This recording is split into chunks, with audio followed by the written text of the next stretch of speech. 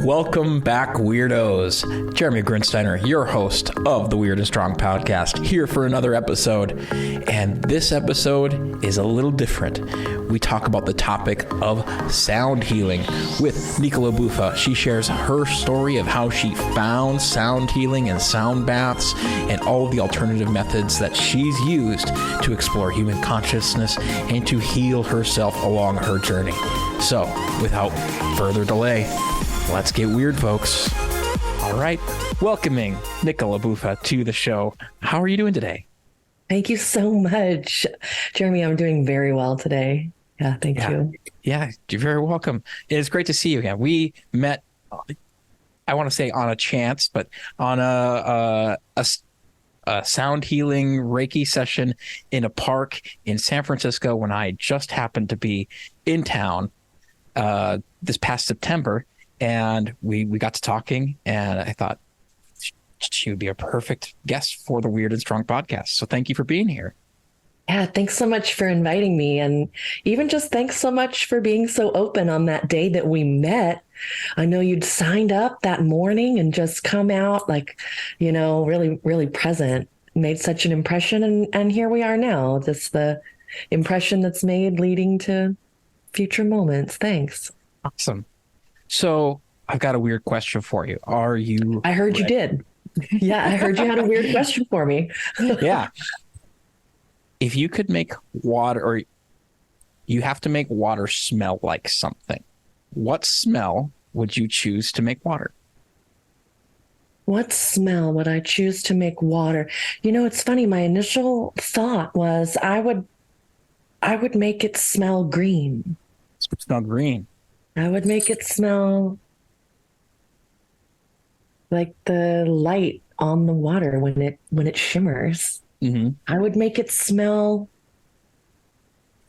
like the rippling pattern over the rocks in a creek. What is that smell? The kind of like that organic, like everybody, like if you're around a body of water. Yeah, fresh and alive and life-giving. I said green because I was thinking about, have you ever tried to put the chlorophyll, the chlorella in the water, and it turns the water a very vibrant green color and has a very pleasant green smell. Or sometimes I add oregano oil, just a drop to my water, and it makes it so tasty. And those are both green things. And then, yeah, just thinking about that core experience of being like with really fresh and moving, healthy water. That's healthy water that's moving like that over the land and picking up minerals and getting light and all of that. So I would make it smell like that, like butterfly's wings. I don't know. What is that? That's great. Yeah. I know exactly what you're talking about. I'm sure many of the listeners are picking up what you're putting down as far as what that smell is like. So thank you for sharing that and answering the question. Let's move on to talking about you. So you do sound healing work, Reiki, amongst many other things, I'm sure. Was that something that you set out to do like straight out of high school, or was there a different path that brought you to these healing arts? The path has been long, I tell you what. I didn't. Sharing the story with us. I did not set out to become, sound healing practitioner, holder of spaces, healing artist, Reiki master, hypnotherapist. No, I did not start out here. This is my evolution.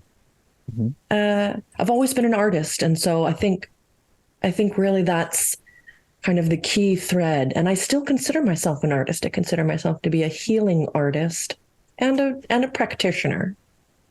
So, but it's come through my journey of healing. You know, I moved to the city to pursue art and my artistry, and just became so immersed in so many of the different things that were available here, and was really seeking on a lot of levels and was also suffering on a lot of levels. Right. So my personal story includes my relationship to my health and my physical body.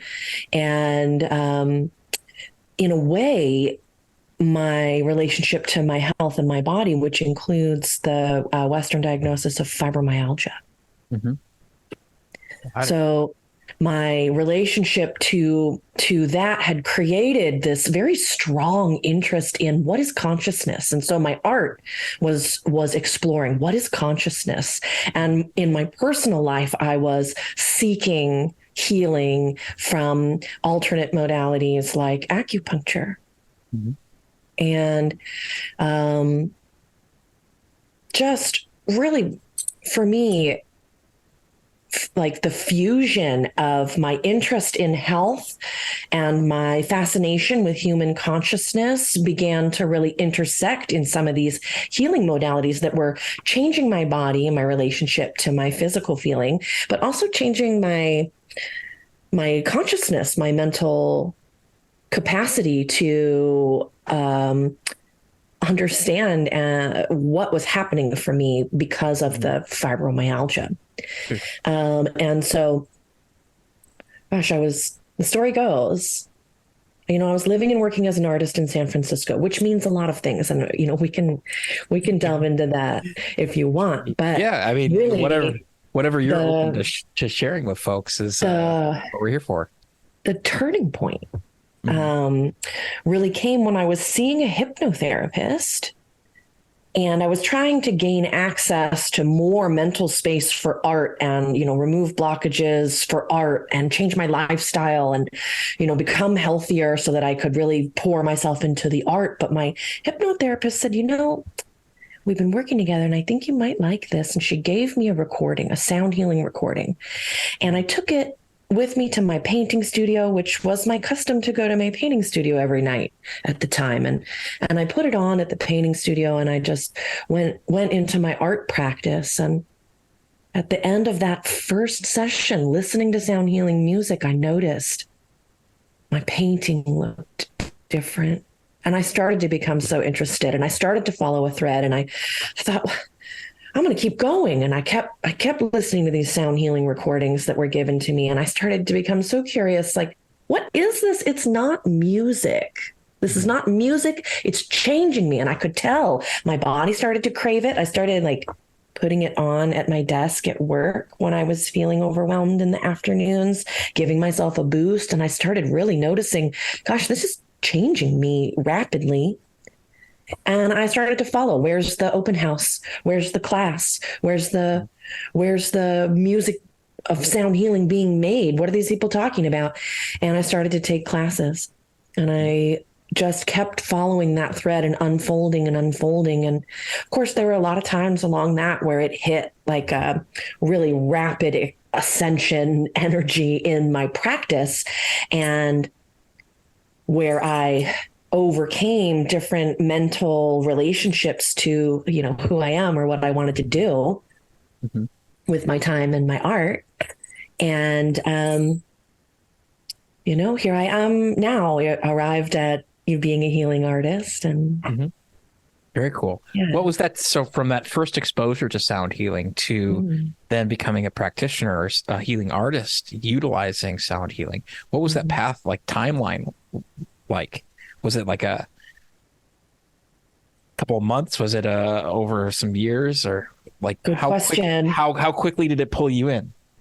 Oh my gosh. Well, I only listened to that recording for 10 days before I went to the open house. I looked and I found out they were making it right here in SF, right here in San Francisco. I was like, okay, I'm going.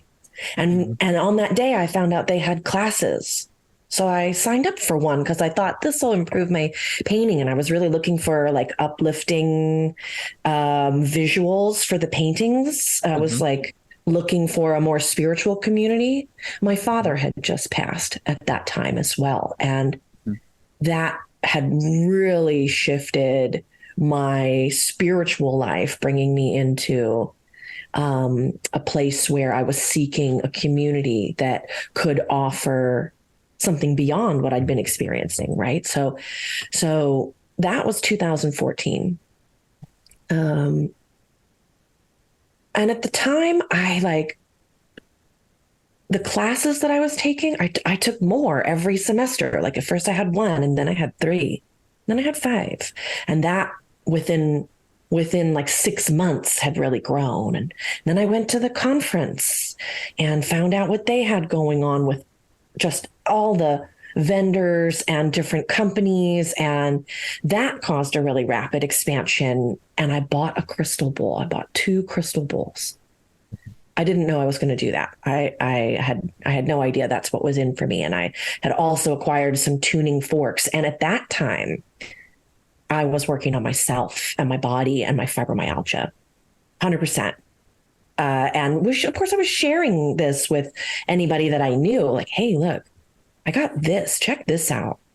And it wasn't a total surprise for people who knew my artwork or people who knew me from childhood. I'd grown up in a very musical family. And so it was, sharing it with just my friends and family, I was getting a lot of encouragement. And so I would say that had even progressed really, really rapidly. But it wasn't until about 2017, I had rapidly accelerated my healing, my personal healing. I was working as an artist in San Francisco and having like really positive feedback from that in some ways, and also a lot of closing of doors in other ways. And I was ready to change, level up, glow up, do something new. And my boss let me know, hey, listen, we're gonna close the shop. I was working at a tattoo shop. Mm-hmm. Said, we're going to close the shop in a few months, 6 to 9 months, and you're going to be out of a job in 6 to 9 months. And that was in 2017. And I didn't want to make a lateral move. I'd become very loyal to the people I was working for in the tattoo community. And I'd learned a lot about client relationships there. And I saw myself as having something to offer that had to do with the holding space and the clients. And I saw the opportunity in the closure, right? I saw the opportunity in the loss, and I enrolled in the school full-time in the intensive program. I dove all the way in with the intention to change my career at that time. And I felt that I had healed my body and spirit enough to have the energy. I was confident and I had support. And I just jumped in. And that was in 2016, 17, as I said. So, yeah. So the time, for 2014, late 2014, 15 to 2016, 17, where I was really focused on healing myself and becoming interested. Mm-hmm. It happened very rapidly. Yeah. Yeah. Well, and it's one of those things too, of like even looking for myself or working with other clients and things like that. Looking for 2014 to 2017. Yes, it's a small amount of time in the life of an individual, but when we're in the thick of it, it feels like it's forever, especially when we're in a type of product society of like 12 weeks until you feel your best version of you, or just do this one small thing and overnight you're going to feel better, or you're going to change your life at this rapid pace that is almost too good to be true. And so I love the fact that you're able to say this and say that the 3 to 4 years was a short amount of time, and put it in that perspective versus the quick overnight fix or the promise of an immediate result. Absolutely. It felt kind of fast, and maybe I don't know, but it felt like a lifetime too. And it has been. I love the intersection where I am now, because it is the lifetime of artistry, right? Mhm. So my interest in consciousness, my interest in art, of course, maybe that started at a certain point, but what about before that? Even my interest in the light on the water in your opening question, that comes from my lived childhood, right? Mhm. And the way that, we are a ongoing evolution of our own experiences and how we're interpreting those and what Mhm. meaning and patterns we're assigning to those and all of Yeah. that. Yeah. Yeah. Mm-hmm. There's a lot of rabbit holes we could go down in that realm of things of like, Mm-hmm. I was talking with another guest just recently, and we were talking about how fascinating our experience is because you know we only have our present moments, really. Mm-hmm. The future isn't necessarily guaranteed. The past is gone; it doesn't exist anymore. The future doesn't technically exist. All we ever have is the current moment, and like our ideas about each of them. And so combine that with our the limited amount that we can perceive of what reality actually is. Mm-hmm. Take it down to the limited amount that my eyes can see, my ears can hear, of the full electromagnetic spectrum, even the Mm-hmm. levels of sound, the frequencies that I can hear. As an aging musician, I know that there's a lot of frequencies I can't hear anymore Mm-hmm. because Yeah. earplugs weren't cool. And Yeah. so, And go ahead. just the narrow scope that our senses do allow. We Mhm. actually hear a very narrow scope of frequencies as humans, and we see an even narrower bandwidth of colors. Mhm. And But there's also, so much more. there's so Mm-hmm. much more. And then also combine that with our unique experiences, Mm. like how how I experience something is likely different than how you experience something. Mm. And we were just talking about this at a workshop that I held last night of even though we were all looking at the same painting and we could describe vaguely the same thing. I don't know. I'm not present in this other person's mind to actually see if they see the exact same thing the way that I see it. Endlessly fascinating, right? Yeah. I love this topic, Jeremy, because it opens us into, what is the multiverse? Yeah. And what is the truth behind the statement that you're making about in this workshop? For example, we all looked at this painting and we don't know if your perception of this painting is similar to mine, different than mine, experienced differently. I don't know if the color blue that you see is the same color blue that I see. There's no way to measure that in our current existence. And that leads to the perception is reality, that the way that you see the painting is equally valid to the way that I see the painting, Mm-hmm. and that we are looking at the same thing and perceiving it differently. It's a great step to then say, your painting and the way that you see it in your eye is the equally valid interpretation of the way that I'm seeing this painting in my eyes. And we're agreeing that we are looking at the same object in space, and we are agreeing that we might perceive it differently. It's actually quite radical in terms of the cosmology of human consciousness and the popular thought. Mm-hmm. It's a very modern point of view.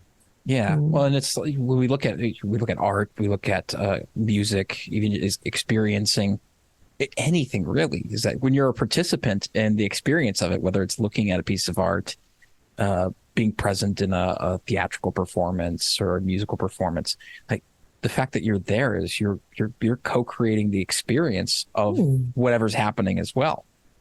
Like Mm. it's not happening to you, it's happening with you. 100%. Yeah. I love that. And bringing up that co-creation, we get into the spaces in which we can really be understanding each other using a loving perspective. right? So when we realize that your perspective or my perspective are in fact co-creating this consensus reality of whatever it is, looking at a painting, being at an event, Having a conversation. having a conversation. It's I love it because it opens up compassion. It opens up flexibility of self. It opens up our relationship to the ego. Mm-hmm. It opens up and questions the very nature of truth and what is truth. Yeah. Yeah, we were just talking about that on the episode I recorded on Friday of many times what we, I'm very guilty of this myself as well. Somebody who's come from, who's gone through the paths of like hardline materialism, like show me the data, show me the evidence and things like that, of getting distracted by assigning a capital T truth to that's what we understand right now. That's the current understanding. Yes. He's and assigning. the question, Go ahead. the important question always, Yeah. who created this system of measurement? Who created this paradigm in which we are creating anything, art, for example? Whose rules? What school of painting, for example, was this painting created out of? Yeah. And what do they think? And what's important to the persons who've created the system inside which we are operating with some amount of givens, Shared right? Such as assumptions. science and hard data. Yeah. That's a certain point of view that's highly valued. Yeah, absolutely. And if we like looking at where I live in my realm of coaching and things like that, of the words, like one of the things that is always a fun statement for people who haven't considered this of, well, language has hard and fast rules. I was like, well, really, does it? Is English the exact same as was 300 years ago? Has it not changed one single bit? That's not true. Even thinking about the words made up, somebody made up the words made up. Into this like paradox idea of where did all this come from? Who made the shared understanding that I'm making these weird clicks and guttural noises that are coming out of my mouth and throat and body, that you have a vague understanding of what you can understand what that means in a complex way. That's wild and crazy. Just the idea of it on its own is nuts. Language is magical like that. It really is. And, in the sound healing tradition, we have to understand that it's language that is the energy, the frequency of creation, right? And exactly what you're saying is that the meaning is being made as we're making these words, these sounds, and the energies and what's going to manifest out of that is directly related to the words that we're using. Yeah, it's very powerful stuff. Yeah, and like I've contemplated this a bit as someone who studied music as my primary area of study. Like one of the things that I learned early on is music is a language. Like we use words to stand in to convey specific meaning or convey a meaning. Music does the same thing. Do you approach the sound healing aspects of this in a similar way of, as you are preparing, as you are creating a healing experience with sound, does it feel like a conversation, or is it, how do you approach something like that? What a great question. Thank you so much. Of course, yes. The sound bath, where, that's the offering that you had experienced in the park, right? So yeah, it is a very musical offering. There's many instruments, and they've been arranged for a certain purpose, the tones and the way in which different modules will come in at certain times. And in sound healing, which is slightly different than music, in sound healing, these tones have very specific correlations to the body, to the spirit, to all kinds of other metaphysical informations. So the sound healing training gave me a lot of information about how certain frequencies and certain tones act and operate on the sound healing level, which is widely researched and very interesting, and many different rubrics for interpretation of the frequencies and sounds and how they're used. So I take those informations, those systems of understanding the frequencies and the tones, as well as the arrangements of the frequencies and tones, the certain harmonies or chords of the certain tones, the progressions. That's the music of it, right? So taking that music theory and overlaying that with the sound healing, I often tell people it's like the poetry, magnetic poetry, where you can have the same set of words. How many different ways can you arrange that set into different poems? The sound bath, the sound healing is a lot like that. In the sound bath offering during that time, I very much am speaking with the bowls. I call it a transmission. So my sound bath describes the musical gathering in which people lay down and receive in a meditative state. For me, that's 100% linked with the energy work and the psychic experience of that, just personally as a practitioner. Mm-hmm. But then your question about is it transmitting information? Is it word-like? Is it a poem? Is it like a song that has a meaning? And the answer is absolutely yes. The transmission has a meaning. It's meant to give you and your body and your consciousness, your emotional self, anywhere in space and time, meaning to work with in your healing journey. And it does. And I'm often truly shocked, amazed, delighted when people will tell me something about their experience that directly relates to this nonverbal communication that I had intended. People will experience it as I've intended, and I have no way of sharing that proof, but I can tell you that in those moments, I know that it's real. It's made very real that the sounds, the frequencies, that music in general, sound healing music being that, can absolutely be as powerful as a spoken word. Mm-hmm. Yeah, that's really cool. And I would, without knowing, I'm not a anthropologist or anything like that, I would say that there's a lot of this that just comes from just our core of our being, and that is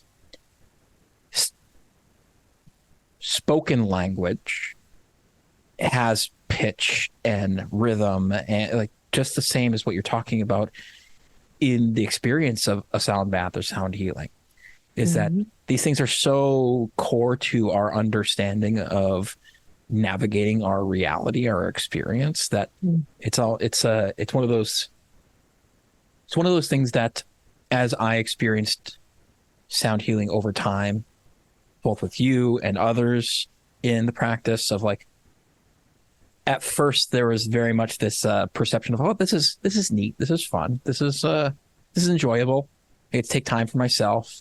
Also having ear training, I had to learn how to shut off the parts of, well, that's interesting, they went to the dominant there, or hey, that's a nice diminished chord that they're playing there, or not, oh, that resolved nicely.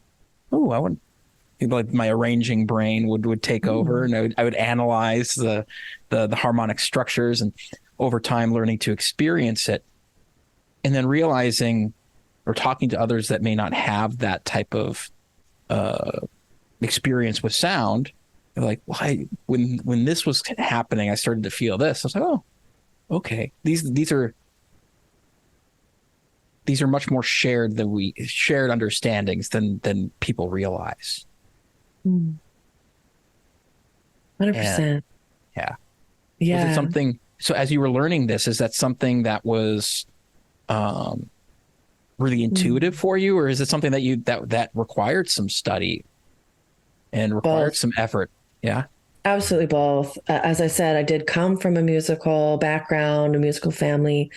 I did have some knowledge of things like music theory, which really helped in understanding your, like, as you said, this kind of dissection of, is it a diminished chord? What correlation does that have to the spirit? And so the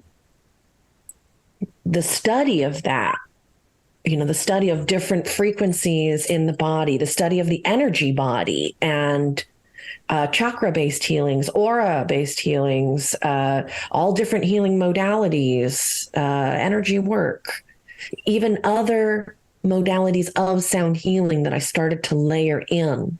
Mm-hmm. Right. So my desire to create the practice began in 2017. The practice, as it's been growing in my training and my lived experience as it's been growing, has added to this over time. It is also very intuitive, it's very natural. And I was really healed by the permission of how intuitive it is to explore the sound bath music, or even to explore the energy and the energy healing, that being present, right? Present in the consciousness is a state in which we can have healings. And so, bringing that understanding and permission to just be present and also be intuitive with the knowledge that I have. So it is a blending of that in the way that it is created. And I will say, for that reason, I think it's widely accessible on a lot of levels for people listening, and they're just like, oh, it's nice. Or your experience of like, I'm noticing the music is valid. That's valid. And it's an entry point. Other people might have different entry points. Maybe they're very interested in Eastern styles of meditation. Maybe they're very interested in Ikaros healing songs for ceremonies. Maybe they're very interested in chanting and how that changes brainwaves. Maybe they're very interested in forms of physical meditation and relaxation. Maybe they're very interested in mental health. These are all things that you can approach the sound healing or the sound bath. And even if it's just, hey, I enjoyed the sound and I felt relaxed, versus like, hey, I traveled in space and time and I spoke to all of my guides in my mind in a visual experience that I went on myself, which was very psychedelic. Mm-hmm. There's a whole spectrum of conscious experiences with this art form. I really like that you brought that up because, for one, it shows the accessibility of something like sound baths and sound healing for anybody. Ooh. Really, like you don't have to. The prerequisites are you a human, or are you willing to show up? Yes, and you get to have the experience of whatever comes through, and that's really. I love that so much in the regard of like looking back to like my own past journeys, or like people that I know who have experienced sound healing, sound baths, and everybody getting to play at their own level. Yes. Without the expectation of where maybe, like if you look at something like a yoga practice where there can be a lot of self-judgment of, well, I can't do that pose, or I can't or a fitness class, or a painting class. Well, I can't do it as good as they can. You don't know. You don't know what the next person is experiencing or where what level they're playing at until you find out after the fact. Yes. If you ask and find it out at all. this right here is a really core value of my practice, Jeremy. And that is that it is a safe space. It's a place where specifically the art and the healing is being made by the presence, the invitation, the allowing. Like if you're human and you want to be here, it's here. And I would even say maybe you're not human. Like animals will come sometimes. Like we're outside and like birds come and they're listening, or like someone's dog is like very interested, or because I do a lot of these outdoor events, you never know, like deer, raccoons. Like I've had some really great animal collaborators show up. And what about the parts of us that are beyond human, the star seed consciousness, right? That's all invited too. And this lets us have permission to be present at whatever we are. And that itself is healing. And that itself is the present moment, like we've been discussing today. Wow. Yeah. Yeah. There's so much that we can chase in especially the modern world, that in reality, many times as we're looking for connection to the current moment, you know, the adage of be here now, you know, the looking to be 6 months from now, wishing that I was ahead or it's interesting. I come back to this many times in talking with various guests or talking with clients, or is this idea or this rush towards like completion or fulfillment, or I'm on my healing journey. I need to check the box that I was healed. And like, I need to be done. I was like, well, what does that actually mean? So like one day you're going to check the box and everything's going to be fantastic for every day, forever and ever. Amen. Like what does that actually mean? And what are we actually rushing towards if we're trying to hurry time or hurry our progress up? I don't know if there's anything from your healing journey that speaks to a topic like that. 100%. Yes. I keep saying 100% because I'm so resonating just with your attitudes, and this is how we got here today. I love the way that your question is phrased here about the healing journey and what are we rushing towards, and what is the box that we're checking, and just the light topic response. This is late stage capitalistic thought. This is AI interpretation of a human experience. Watering down, dumbing. Healing's not a thing that we can acquire. The state of being that you are will never check a box. You're a human being. You cannot be described by a box or any number of boxes. We're so much more than that. And the healing journey is, it's never done. These things that we're working on, they're always coming up again. The thing that you thought that you checked the box because you did the ritual, you acquired the thing, you went to the class, you got the certification, you practiced for X hours, you wore the thing that told other people that that's what you were. You did everything, and yet this old memory, pain, frequency, vibration will show up in another way in your own life, and you're looking at it again. If you dare judge yourself in that moment, you will lose the heart's expansion that you've created. The compassion for self in this evolution is crucial in these moments when we are having our joy and our victory, because something that we're seeing is showing us, I healed it, I did it. And I did do all of those things that I listed, because all of those things are valid expressions of achievement in this set of parameters, right? In this set of rules. And we do a good job, and we know it, and we check a box, and we love that. And it makes us feel that we're living inside the inside the parameters that are set for us that we can gain a satisfaction from, right? And so, yes, we grab that. And then later, we are shown our pattern again. We're shown our challenge again. We're reminded of our trauma and we cry again. Yes, we do. And in that moment, we just say, okay, here we are again. I am me. I love myself for being present with myself, and I love my efforts. Look at everything I've done for this. I'm going to keep going.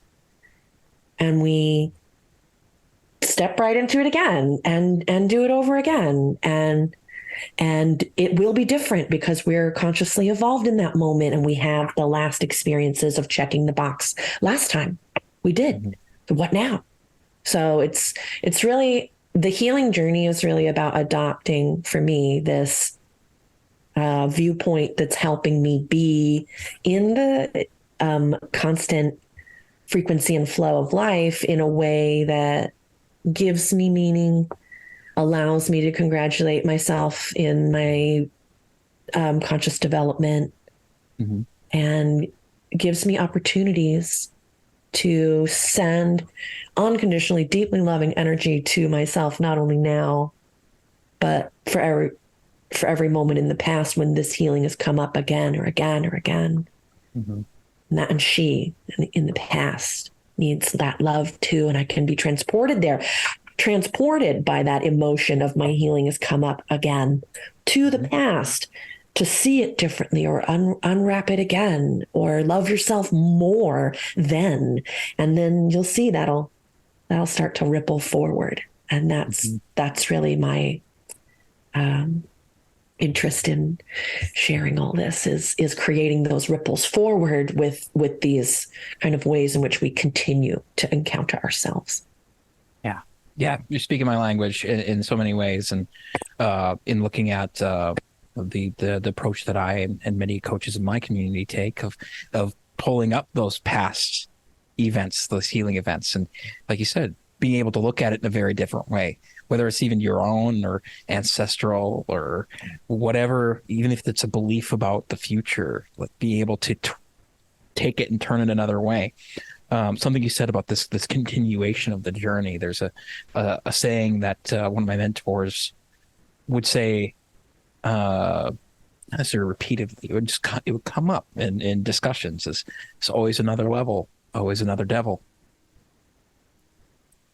One day the ceiling that you break through will become your floor.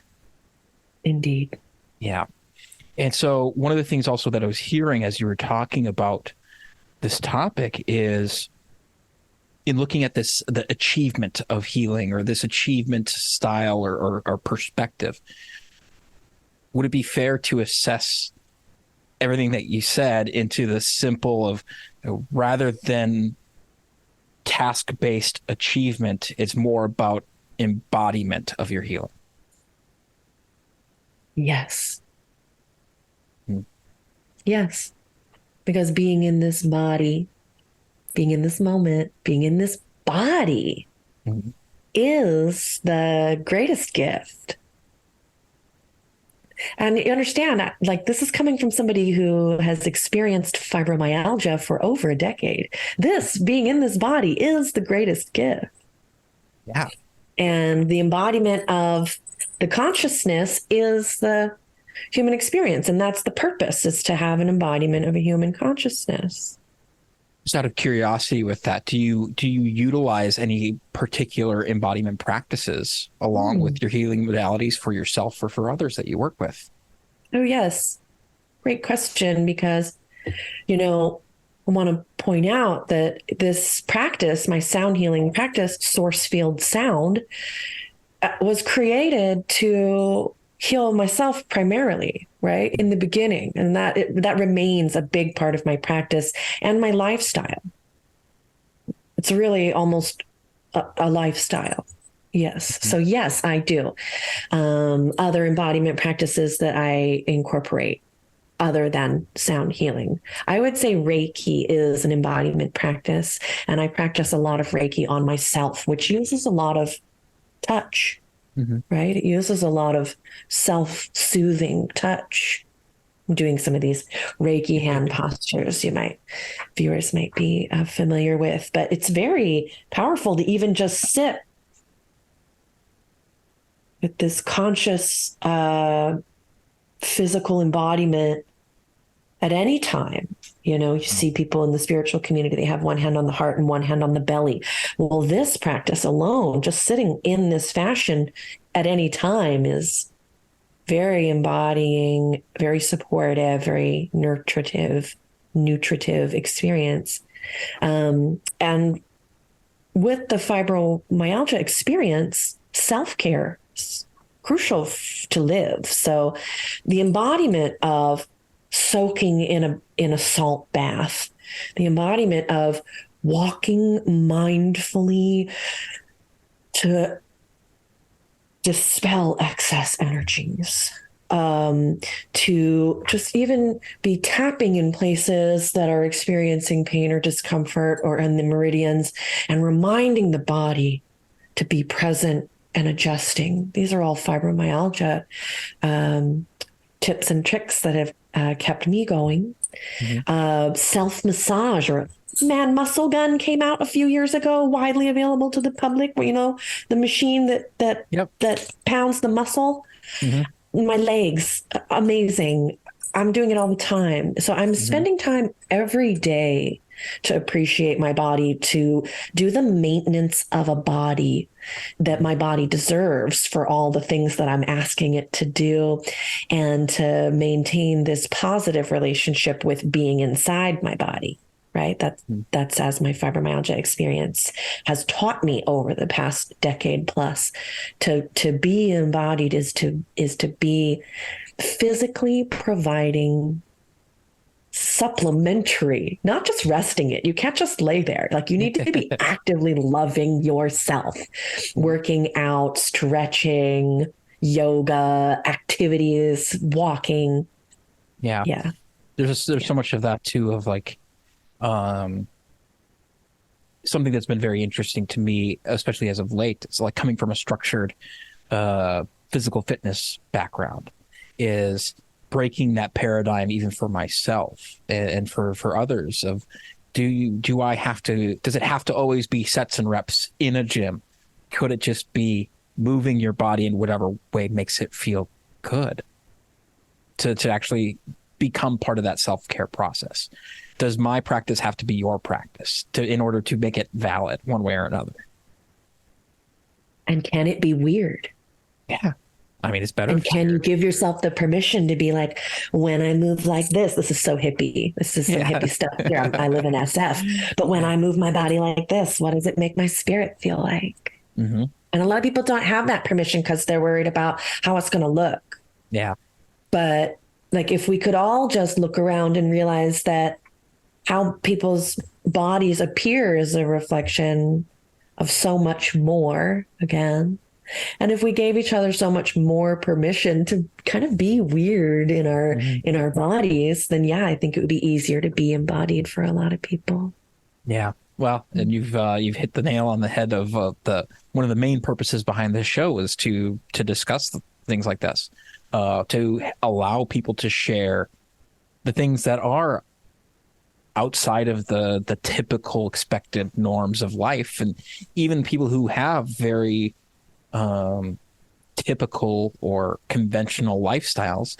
Many times there's a lot of unconventionality that comes along with that, and if you give yourself permission to be weird, it allows me to give me permission to be weird as well, and so everybody gets to just be themselves. Yes. That right there, that's our commonality, Jeremy. That right there. Yeah. We both believe that. And that's how we got here today on this podcast, which is, it's been so fun and amazing. Been enjoying talking to you so much. Yeah. Yeah. It's been fantastic. And I'm so grateful for you to be here. As we start to come towards a natural conclusion of our conversation, are there any final items that you would like to share with the audience, of final thoughts, words of wisdom? Final thoughts and words of wisdom. I guess just coming out of, what we're saying, living an unconventional lifestyle, living an unconventional permission to occupy your body in this present moment doesn't have to be a huge um, outward shift at first, right? We talked a lot about the evolution of a life today, and lately, I just give myself a lot of permission to just trend towards something that I'm interested in. That's how I got to the sound healing. That's how we give ourselves permission to be embodied and feel joy in our bodies, to have a human experience. That it's so just, if it interests you, if it brings you joy, head that way. If it feels good in your body and it's healthy for you, try again and just open your eyes to the experience, like Mm. let the senses in, let the embodiment happen, and be present, be wildly present and wildly joyful. Fantastic. Thank you so much. Is there anything that you would like to make the audience aware of, that you would like to promote, things that you have coming up in the next month? Where this episode will be out as you're listening to it around mid-November. So anything that you have coming up that you would like to promote and let the listeners know about? Oh, thank you so much. Yes, I am so excited for the end of the year. I'm transitioning out of these outdoor events into the more indoor events. And the event that I'd like to share that is the most inclusive to every listener tonight is also one of my favorite sound ceremonies of the year, and that is the winter solstice. Mm. And so I do a winter solstice virtual event, and it is an immersive visual video experience, and it celebrates the infinite creativity and divine femininity of the winter solstice at the end of December. So everybody can sign up online, virtual event, and I'll make sure that link is available to you, Jeremy. And Mhm. I would invite also everyone who's interested in digital platforms, social media platforms, to follow me on Instagram. I love the visual of Instagram, and actually I've kept my original Instagram handle and all the original posts, which like includes me before this iteration. So like if you want to see like what she was then and how she got here, it's still there. It's not a branded IG. It's my authentic offering, and I do enjoy it. I only make posts that I enjoy. So I hope that you can receive those. And there's a link tree to find the Winter Solstice virtual. And if anybody's interested, we can connect from there and then see what the unfolding is, and how we might connect. Yeah, fantastic. I love that.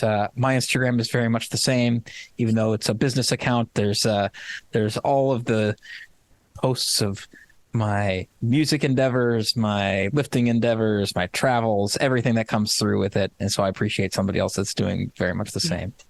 Authentic, Yes, absolutely.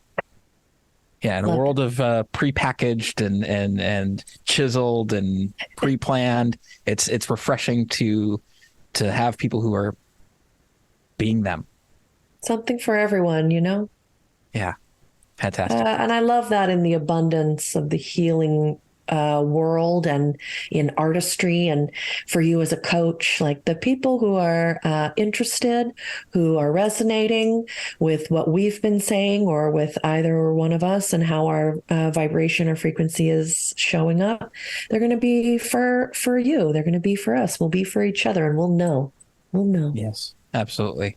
Yeah. It's a fantastic one. Thank you so much, Nicola, for being here with me. This fantastic exploration of all things sound and weird and consciousness. This has been such a treat. So thank you so much. For me as well. You're welcome. And thanks for inviting me.